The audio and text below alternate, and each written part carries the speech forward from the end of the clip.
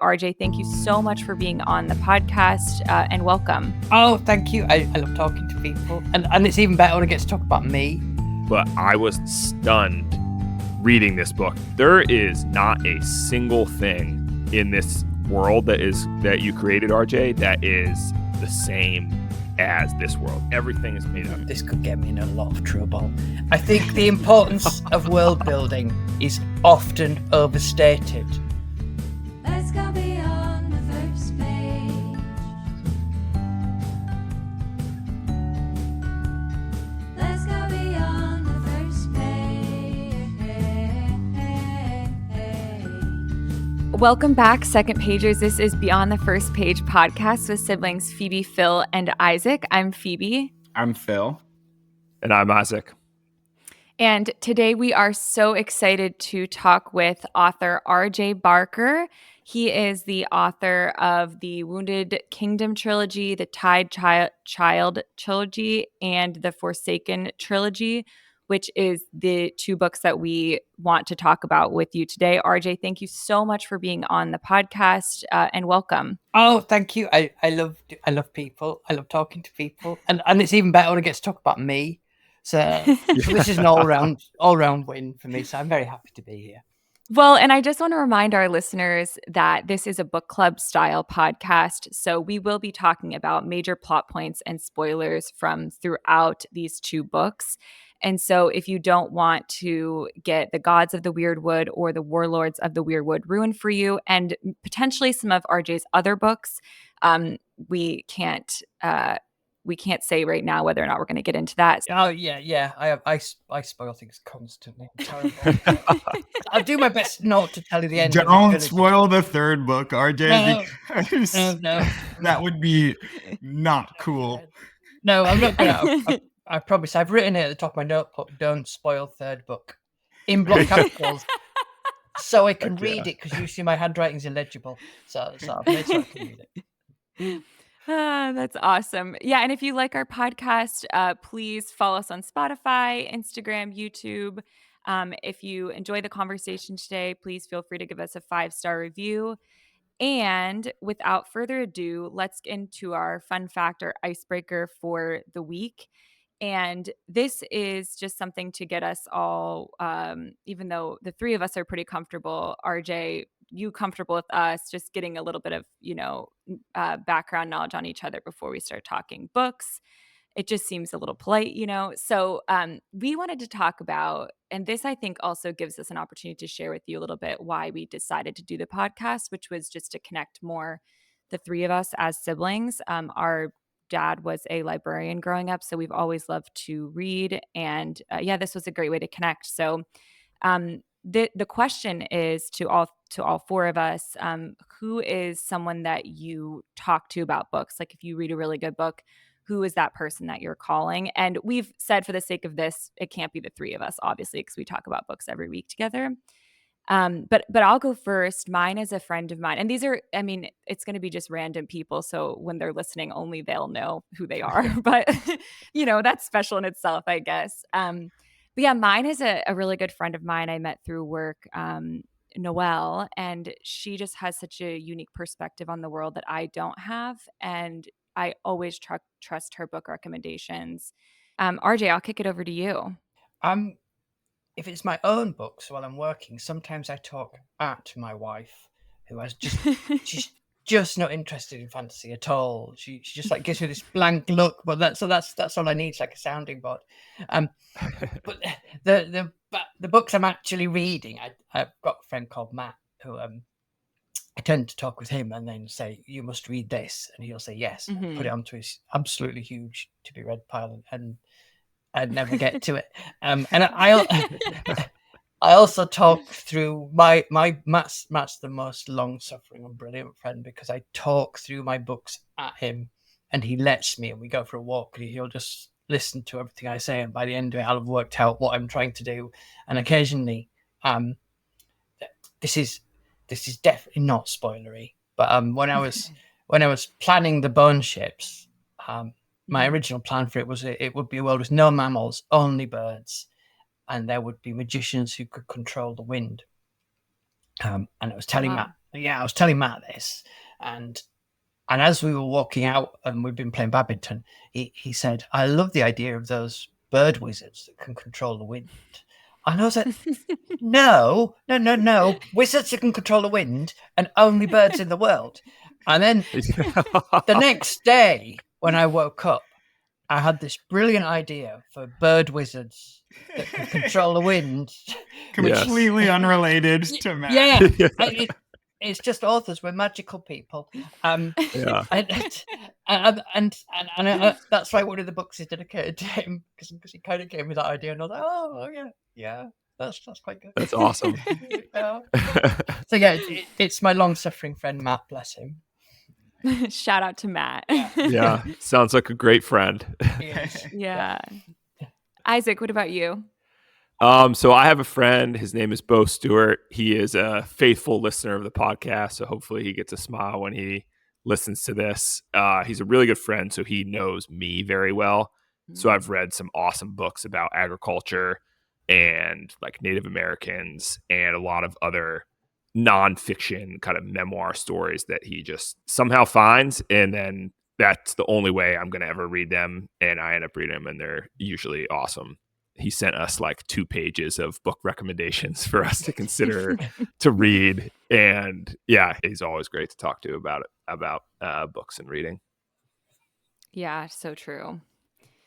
Phil, what about you? Mine is my wife, Marianne. We're very different people, and we also read very different things. She had never read fantasy really before meeting me, and she was like a philosophy major. So we talk about books, but it's really nice because both of us sort of know what each other would like. The funny thing she does is you have to ask her about a book she's reading when she's reading it, not right after, because once she's done with the book, she read it a million years ago and she has no idea what she just read. So I asked her about a book on Friday that she finished Thursday, and she had no opinion about the book at all. She had nothing. She was like, I finished that 3 books ago. But yeah, like done. So, but yeah, that's definitely my wife.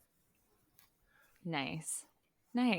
Yeah, so I hope that gives you a little insight into us. It was nice to hear about how you got that idea, RJ. And yeah, let's go into the books in 60 seconds. So I think that, Isaac, you have both books as a summary. And we do this just in case, the Marians of the world are listening to the podcast and have maybe forgotten some of the key points. Yeah. And I will say, because I think this is the first episode we've done where we kind of encompass 2 books. So hopefully I haven't left out any points. And then RJ, it's great to have you here. You can fill in anything, obviously, as we discuss, if I leave anything out. But yeah, like Phoebe said, just a quick summary of them. In Gods of the Weirwood, we are introduced to Kahan Dunahir, a clanless loner that lives on the edge of Harn, a small northern village in Krua. Although shunned by the villagers of Harn for being clanless, he is convinced to help them on several occasions, leading to him becoming one of the people. In these missions, we meet Ven, a Treon with a cow, which is very rare. A Treon is a genderless human that is usually used as an advisor, but many think Ven is the Treon of prophecy and that they are important to the changing of the world for the god Tarlan Gig. We also meet Udini, a monk of another god, Ranya. The powerful Rai, with a particular vengeful former Rai named Soha, comes seeking Kahan, a potential rival to their leader, according to the prophecy, and Kahan fights them after training the village people. He combines his powers with Udini, who now has a connection to the forest gods through Ven, and the 3 are able to make a new forest grow right through the Rai's army, killing them all and saving the town, but sacrificing Udini in the process. In Warlords of Weirwood, which is now the 2nd book, the townspeople and forest souls establish New Harn, but in their escape, Kahan takes power from deep in the ground of the forest, from decayed trees and mushrooms, and it corrupts him, allowing a dark source of power to take hold on him. The new main enemy is one of Kahan's past, the priestess who anointed him Khal Rai, and his sister, who is the manic false Rai. Soha leads the Rai to attack New Harn, and the villagers are rescued by the forest souls and escape through a hidden portal that they have in order to travel quickly through Krua. Kahan, Ven, and the group of forest souls that went to fight Rai are also there, and when they learn of Furin's capture, a plan is devised to rescue her. And Furin is the leader of the village of Harn and a love interest of Kahan's. The rescue is successful, but Kahan and Soa, who was trying to stop the rescuers, fall into a deep crevice and find themselves in the land of the Osir, a cursed people who revolted against the creator god and now live blind in their own dark land, guarding other gods' escapes. Zorier is down there, the wrath god of Kahan's childhood, and we are left with Zorier rising from the ground with Kahan as its power source. Yeah, how did he do on that pronunciation? That's a lot. RJ? That's pretty good. They were better than my. I described Gods of the Weird Wood as a book about a man that doesn't go anywhere. Yes, which my publisher they were not a fan of that. They said no, don't do that. I'm a great believer that the reader is right in however they pronounce anything. So Okay. I'm quite good with that. I say Kahan and Udini and Ven. So pretty much you were spot on there. Okay. Yeah, banging. I'm going to steal your quick things when people ask me, because I wrote those books like 4 years ago now. People ask me, I don't know, stuff happens. Just people. Yeah. I'm a bit like Phil's wife. You know, once I've written it, it's gone. So this podcast might be a bit of a struggle, but I'll do my best. No. No, We'll it's prompt great. you. We'll prompt you because we have just finished them, and it's funny that you said it's about a man that goes nowhere, because really, like, I think to tee this up, this whole conversation up, we really wanted to say from the three of us, like, what a absolutely unique book collection, and these two books, and I'm sure the third will be as well. It was just so unique, and we wanted to have an intentional conversation about like why it was so unique to us. And the biggest thing was the fact that, I know you said he goes nowhere, but he, like, this world that you have created is kind of just off the charts. And I was reading, and this we get into later about recommendations, but I was reading summaries of this, like what people were saying about the book.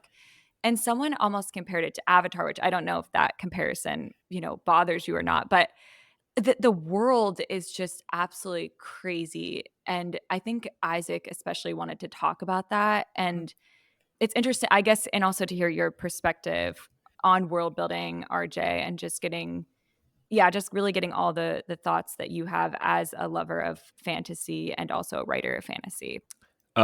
This was something that, like when we did our plan for this podcast, I was very passionate about. And as kind of Phil and Phoebe know, I'm not as much of a hater on the Lord of the Rings as Phil, but I just, for whatever reason, could never get into them.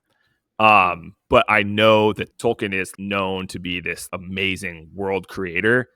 And, for better or worse, I could never really get into the Lord of the Rings. But I was stunned reading this book, and especially the first one, just being like, there is not a single thing in this world that you created, RJ, that is the same as this world. Everything is made up. But a lot of other fantasy books, there is, they're riding horses, or I think the only couple things that were the same is like a bow and arrow is the same as this world. But even like the weapons, to my reading, were made out of wood. Even outlawed. That was like, yeah. So it was just like crazy. And some of the stuff that like really caught my attention was like the whole idea of the float vine, and how that was, and how like the trees in general were just so integral to the world itself. And that was kind of like how they currency in a way. It was just crazy. And I've never read anything like that. A reviewer said about, I don't know if it was these books or the Burnships books, I write fantasy like a science fiction author, which is really fair, because as a reader, I'm much more of a science fiction guy than I am a fantasy guy. That tends to be where science fiction, crime tend to be where I go to. And I always, it's because I like new things. I'm always looking for something that I've not experienced before. Yeah. So when I'm writing, I'm doing the same thing. Like my Wounded Kingdom trilogy, the first three, they were kind of quite relatively normal fantasy and a familiar semi-medieval world. And and then the bone ships. No, that's we're off. And then and then this, but I don't. People talk a lot about world building, and I don't really do much. I'm not interested in that. I see it as an excuse not to be writing. So I'll start with a few things. Like I started the bone ships with the idea of big sailing ships, but what if you didn't have wood? Where do you go from there? And then everything kind of spools out of that. And then I started the Forsaken books, of A World Without Metal. Something that I know that I can't tell you because it will ruin the third book. But some people have guessed that. And land squid, because I really like squid and octopuses. I just think they're great. Yeah, they are. Yeah, and I love trees. I grew up bonsai really badly. That's just really badly. I love doing it, but I'm terrible at it. And I'm fascinated by trees. So this is kind of, and I think of the 3 trilogies as kind of my landscape 3. Like the Wounded Kingdom was about moors, and then the Bone Ships was about the sea, and then this is about forests. And and everything has, it's all to me really logical. Like you were saying about the float vine. So that if you have truly massive trees, like skyscraper-sized trees, which these are, plants want the light. So, and I was sort of thinking about seaweed, like bladderwracks and things like that. And I just thought, well, if I can have squid that can hover using gas bags, then I can have plants that do the same. And then once you've got that, you don't need the wheel because you can make things float. So there's no reason for anyone to ever invent a wheel. It's a pointless bit of technology. So that went in the bin. And if you don't have a wheel, you don't need roads. And it's a world of paths, which is kind of where the gods, one of the god ran near the god came from, that idea. So it's all, I think of it like a rolling stone when I'm writing, in that I start off with a few ideas, then I just go at it, and then the logic builds on itself. And by the end of it, I have to read it again then to find out what I've done. That's so interesting. Yeah, if you do it that way, though, take notes as you go along, which I have just never learned. 9 books in, I've never learned that. It's funny to hear you talk about that and say you hate world building, because I think for all 3 of us that, well, maybe not, maybe I think differently, but that sounds like world building, but you're actually sort of discovering this world as you build it. So that is so interesting, because I think that, like, my thing about Lord of the Rings one of the things I don't really like is that it's sort of set, and then you can go read about it in his other book, and then you can come back but this one, you're introduced to the world with the characters almost, and it sounds like that's actually sort of how you're also introduced to the world, like with the characters as you go. So I think that's like the most sort of natural way to learn about it. I always think it's more important I think this could get me in a lot of trouble.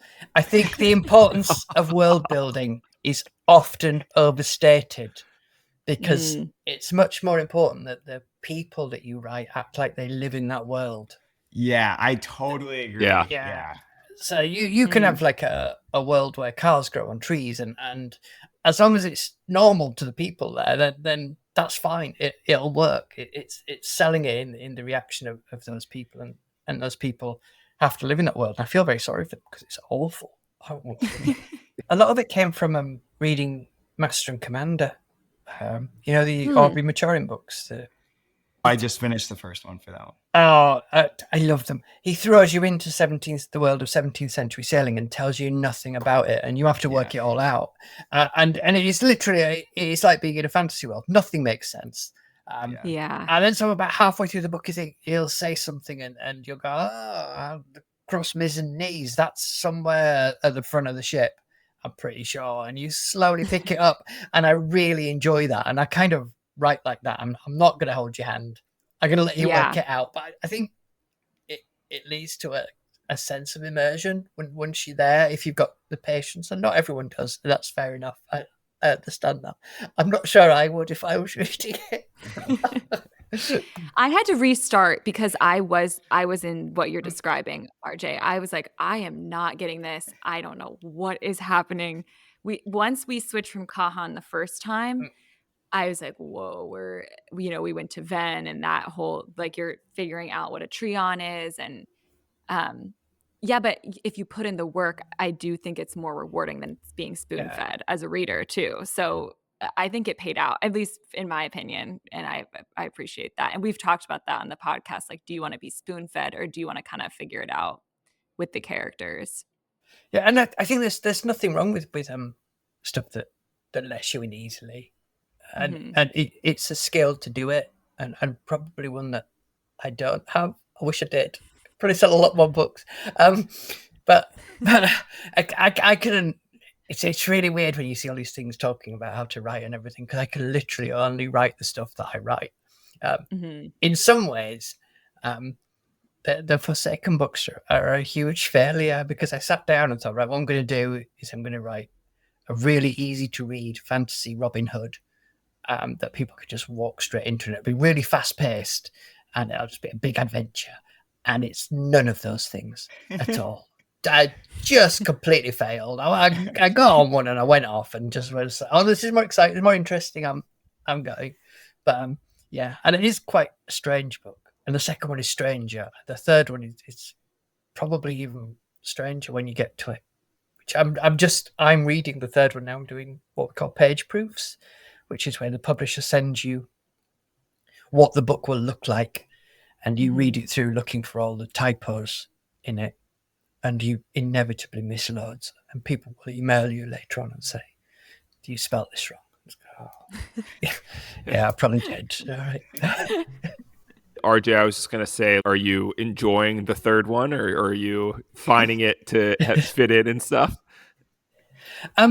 It's really weird because I didn't enjoy the first one at all. I didn't enjoy writing it. I didn't enjoy it when I read it back. I'm chronically ill, and during the writing of the first two books, my health took a real dive. Okay, and I think in my head they're kind of linked to that, and it's really weird. I did a podcast, and someone said, "Oh, Kahan is a man who is repeatedly shown what he needs to do, and ignores it, and everything gets worse because he keeps ignoring it. And if he just did the right thing in the first place, he'd be a lot better off."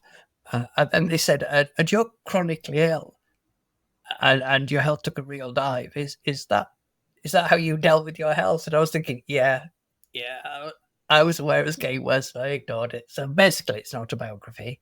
So when I read it back, I was like, oh yeah, I can see what I was actually writing about then, which readers probably won't. But the third one, I'm really enjoying. I'm like, oh yeah, this does what I want it to do, because it's quite a big and complex thing that's going on. Yeah. And in the third one, I have to sort of pull back the curtain for the reader. I'm trying not to say too much. Yeah. But I enjoyed reading the second one back as well, the first one.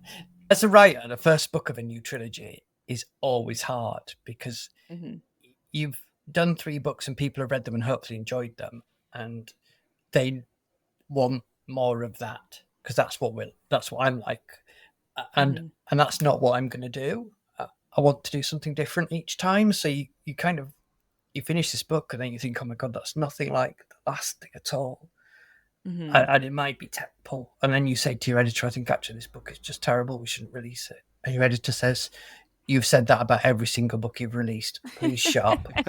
And then it comes out and it does all right, so then that's okay. But the first book of a trilogy is always, I think, a difficult one for me. So the mixture of my health and it being the first is probably why I don't love it. I will love it when all 3 are out and I'm doing something else, and it'll be that I'll be like, oh no, no, I made a mistake. Well, I read them back to back, and I think that helped a lot, because I do think that the first is it's a stage setting, kind of like what you're talking about. And it really put in the work. And then the second one, and you obviously put in the work, but because the second one just pays out, to me at least, so fabulously. I mean, you really get immersed. You're getting addicted as the reader. And so that's just to say, I think from the reader's perspective, the first was so needed, and it was still so good, but just in a different way than the second. Yeah, and I think Yeah. just to advance what you were saying a little bit, I wanted to talk a little bit about tropes. What you said reminded me a lot of what Mark Lawrence sort of says about trilogies, where his books are so different. And I have not yet read one of your trilogies that I haven't liked, but I have read like one of Mark Lawrence's The Gray Sister. That trilogy is like one of my favorite trilogies of all time. The other one, the Prince of Thorns, I couldn't get into. And that's crazy for an author that I like favorite trilogy couldn't, because it's so different. And I love that about your books too. They're very, very different. But with tropes, I can see them in your books, but you take a very different stance on them. And I guess I don't know if authors do that intentionally or if they think about it. It sounds like you do very little intentionally, which is nice to be a natural genius. But it's like it seems like with the bow and arrow that like the trope of that one is usually like weapons, magic is forbidden. Like that's the trope. Here, magic is like love magic, but like bows, no bueno. And then the one of the ones Phoebe talked about, there's no sort of mentor here, which I thought was super interesting.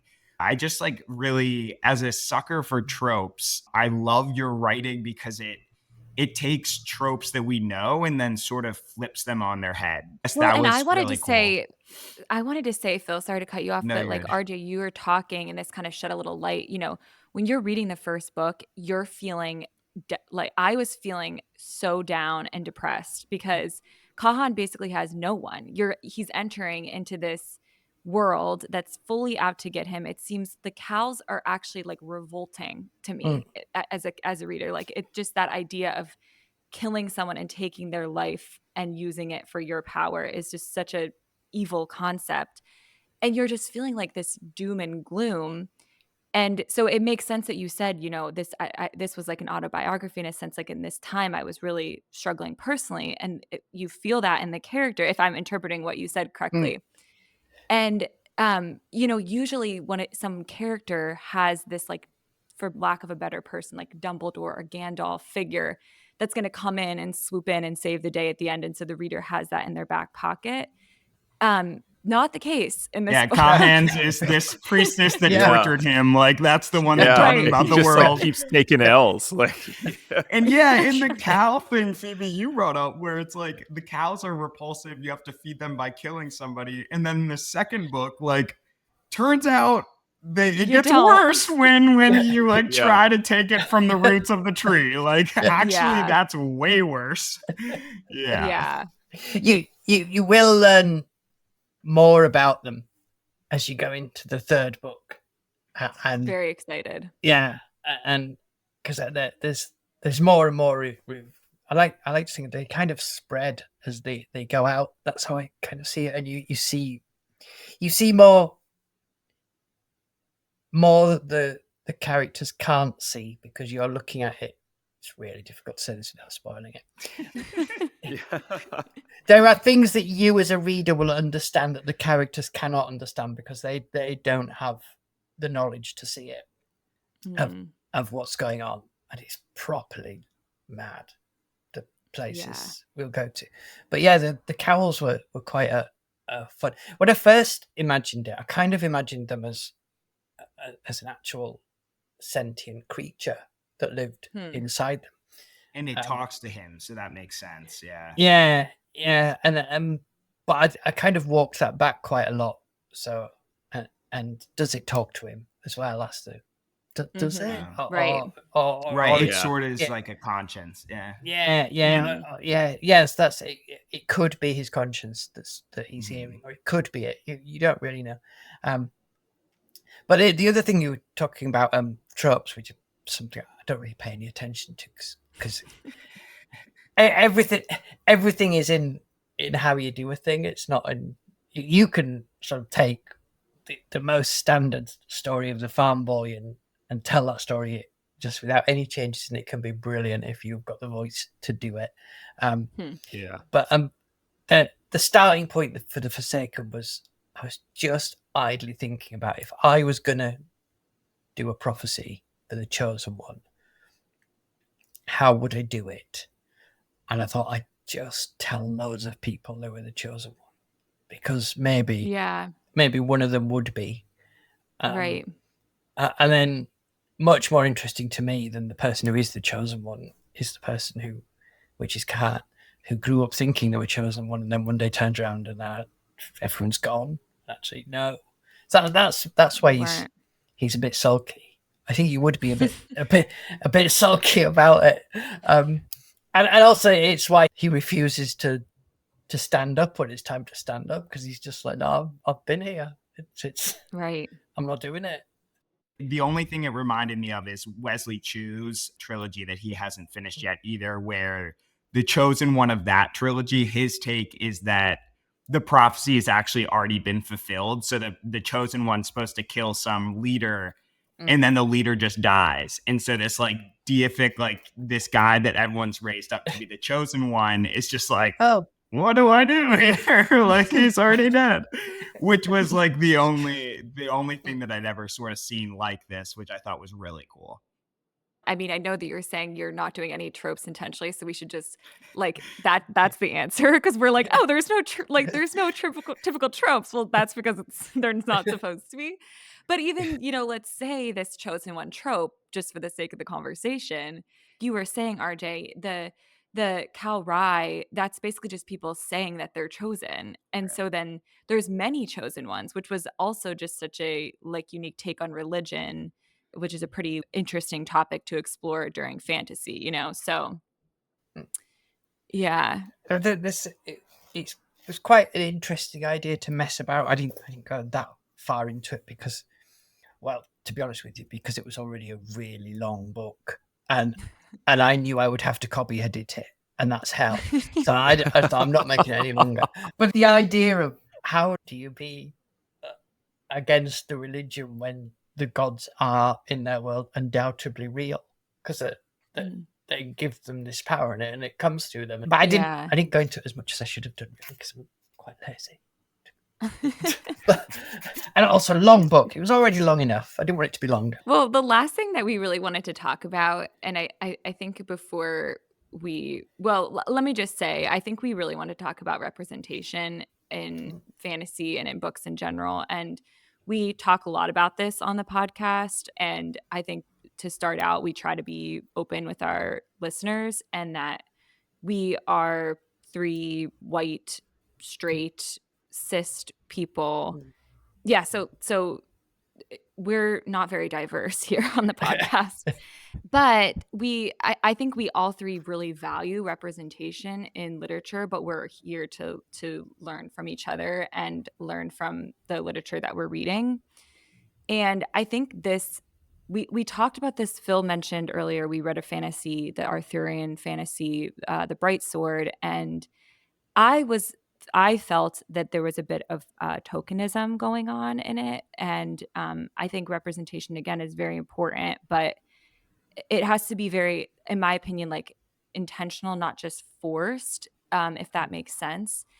And I thought, and I'm curious, and again, we're going back to being intentional. So we'll just hear what you think.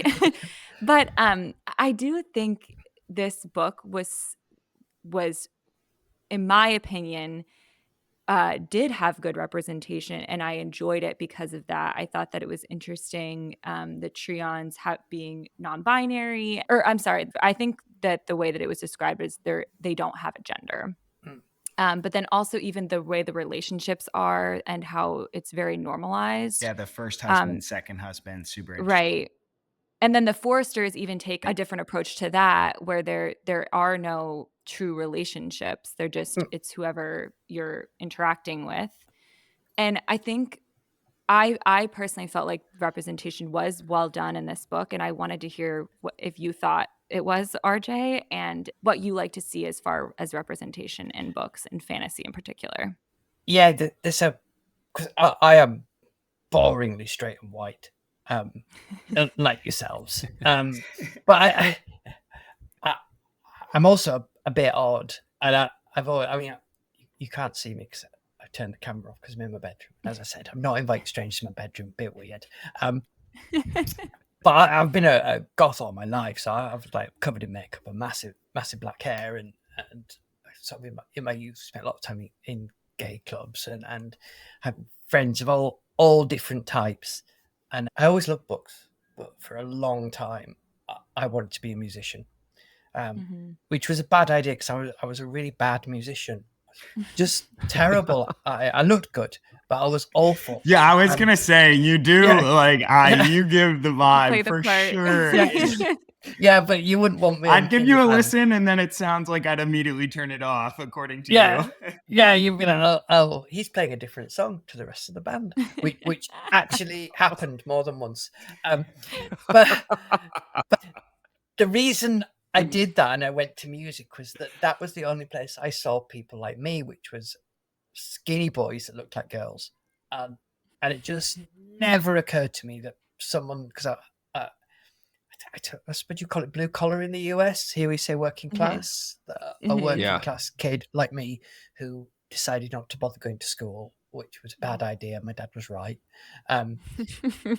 Could ever become a writer, which was what I loved.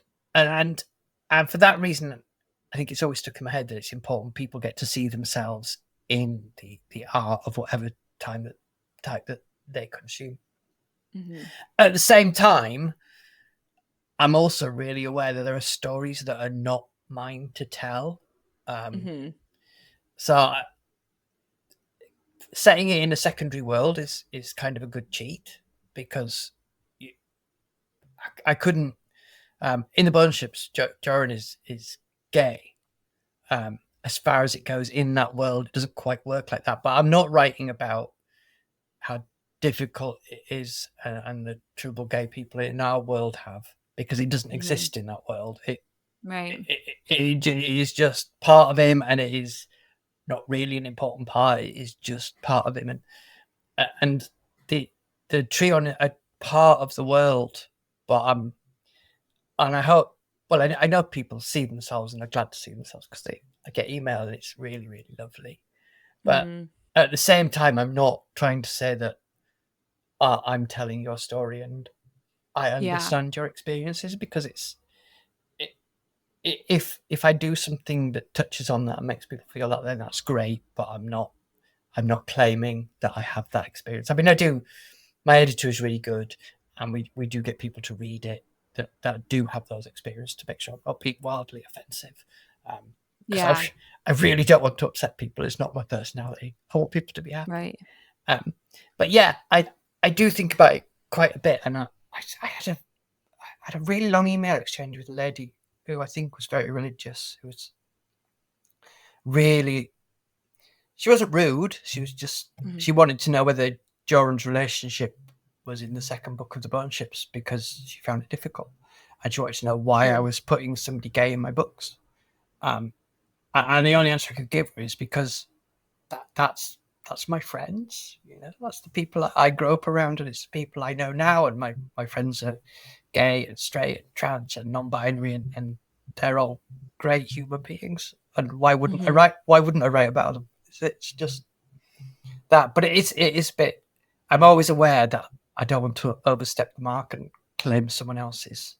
Does that make sense? Yeah, I think it does. Yeah, I think that was actually really eloquently put. I was talking to a friend about this, and they brought up, and no hate on the movie book Love, Simon, I think it is. I've never seen it, but they just said like that was a situation where him as a gay man, he felt like the author was overstepping on telling a story that wasn't theirs to tell. Yeah.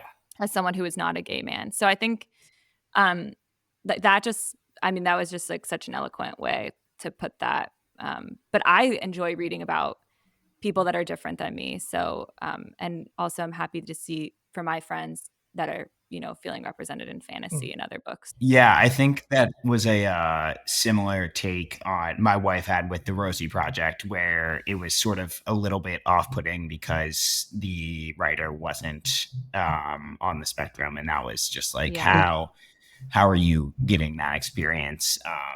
Because it was so real, and I think that that's what I love about fantasy, actually, personally, is that it gives me the ability to read about these characters in a setting that's obviously not the world, but it gives a sense of what it might be to be them, but also without making the book about that struggle. Because I would almost rather read a nonfiction, a type of autobiography or memoir, rather than a fiction if it's centered around that struggle.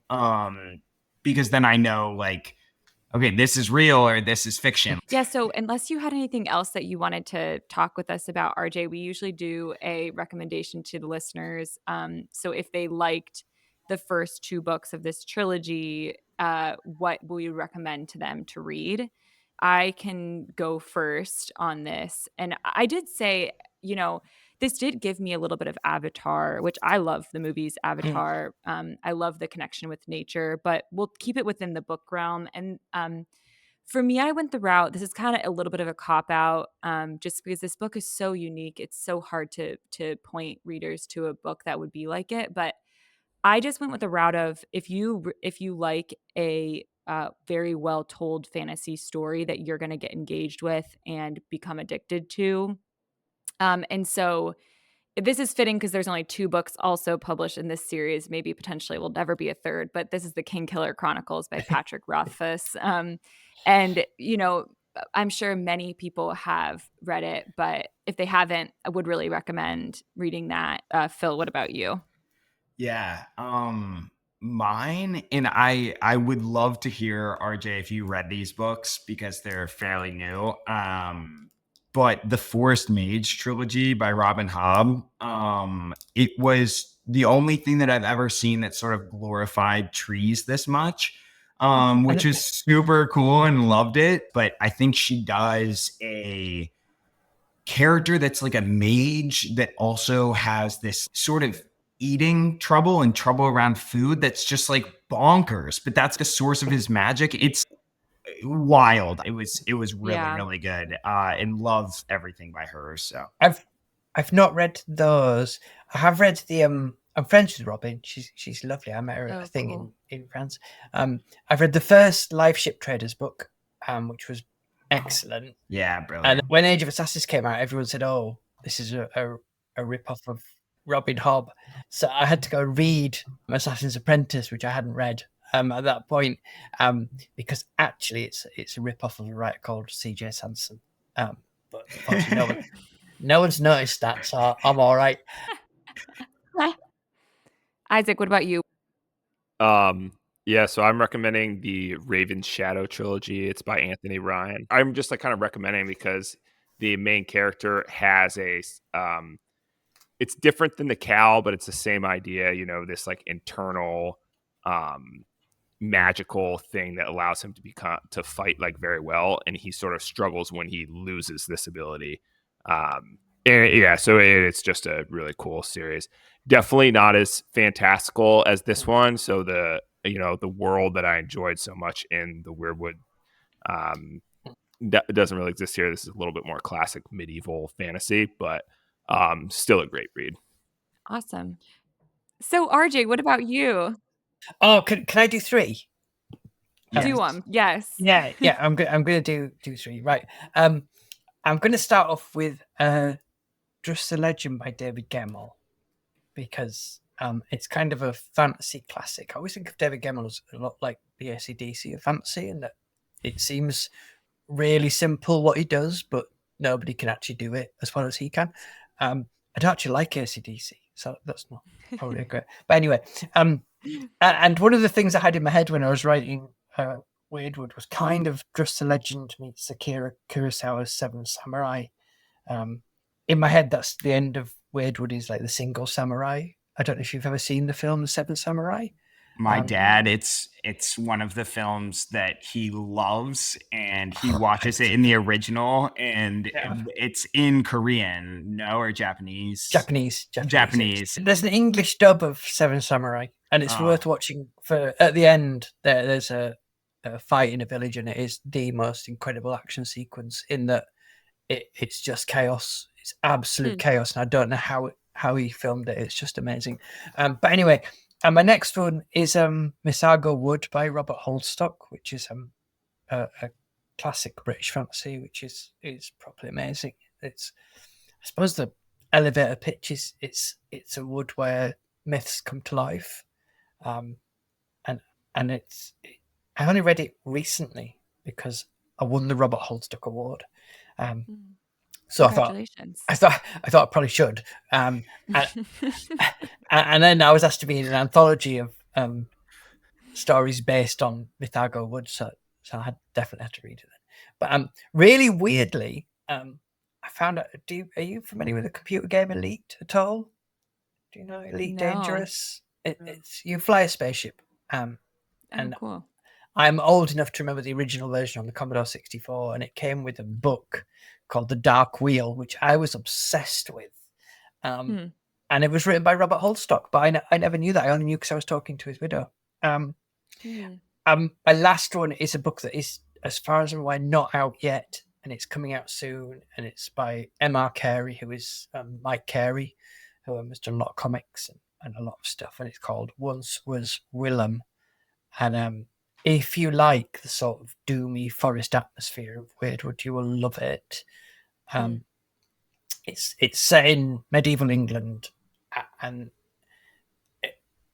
it's a genuinely astounding book. Mike has just done something amazing. It's properly the way he uses language, and the way one of the things in Weirdwood that is one of my fascinations that went into the book is that sort of idea of that because I always think fantasy is a very primal genre. It's kind of like the first stories that we told around the fire.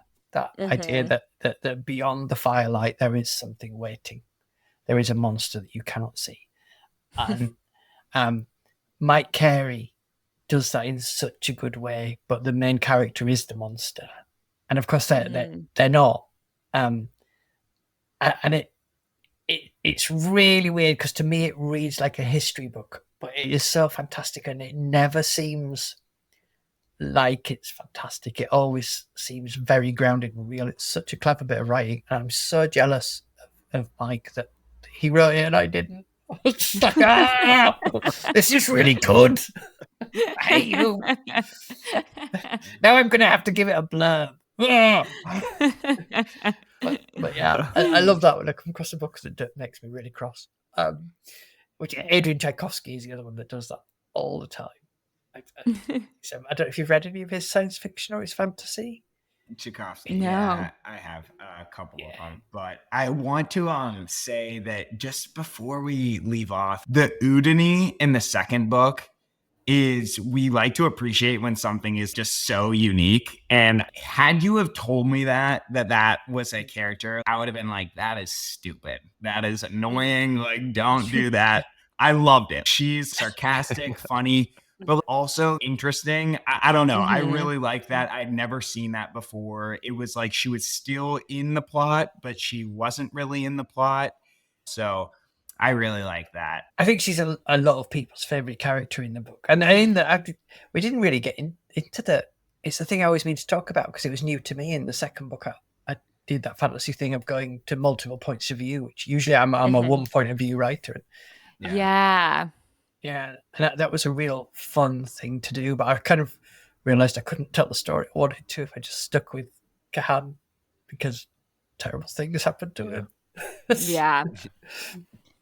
I was kind of hoping it stuck with him, but I agree with you. I just think that you couldn't do it. I agree it had to have been done, but I like a one point of view. I think sometimes they're like, becoming it's rarer crazy. too. Yeah, the one point of view is like going away. Yeah. Yeah. I mean, both my next things are entirely one point of view. So I'll be going back to it. It was an experiment that I thought I should try. And I've always told myself I wouldn't do it because I get really annoyed with books. Yeah. Because I'm like, oh, no, I was enjoying that person. I'm not Right. enjoying they this jump person. around. Yeah, stop it. Hashtag the But then- fourth book of Game of Thrones. Just Cersei, Yeah. Cersei. Yeah. Uh, But yeah, Yeah. my next things are back to one point of view. well, I was going to ask you actually too. Is there anything you wanted to say to the listeners about what's next? Or I guess we'll find out. Or there is some things that obviously aren't finished yet. So Yeah, well, Um. the third Weirdwood book is done. That's all put away, and I'm just doing proofs, as I said. I've just I'm not allowed to say my next fantasy thing yet, but it's very different. Again, it's one point of view. It's probably a lot lighter, maybe. It's kind of a murder mystery, fantasy murder mystery. wow, I'm so excited for that. I think the characters are probably a lot more likable than most of my characters as well. And the other thing that I've just got because if I write, I write the things I'm meant to be writing, and then in between them, I get so annoyed with having to obey my own rules because I'm stuck. Especially by book 3, you can't just make stuff up anymore. You've got to check and make sure it's consistent all the way through. And it bugs me because I don't like being told what to do, even by me. So I usually write other books in between, and then I send them to my agent, and he says, "My God, how much time do I have in the world?" I said, "No, read it. It's great, Ed." I wrote it's a novella. It's about space cats, and I got notes back from my agent. I've just done that, so that's just about to go out to market, and I love it. Wow. It sounds cutesy, and it's not. Cool. It's proper science fiction, but Awesome. just involving cats and people. Congratulations. Yeah. So hopefully somebody will buy that and put it out for people. I love cats, so I thought I should. I was actually looking at my own cat and thinking, what is the worst thing I could possibly give you? And I thought, oh, it will be a weaponized mech suit.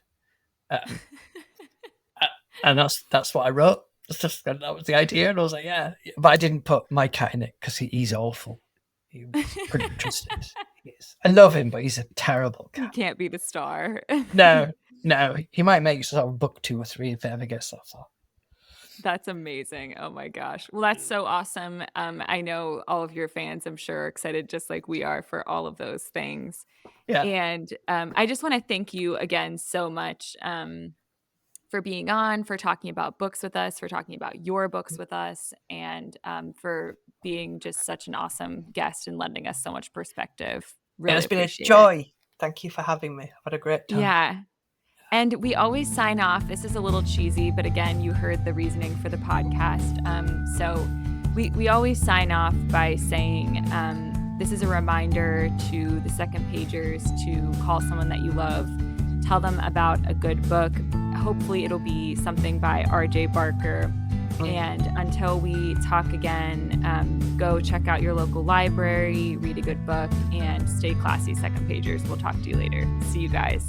Bye-bye. Guys. Let's go beyond the first page.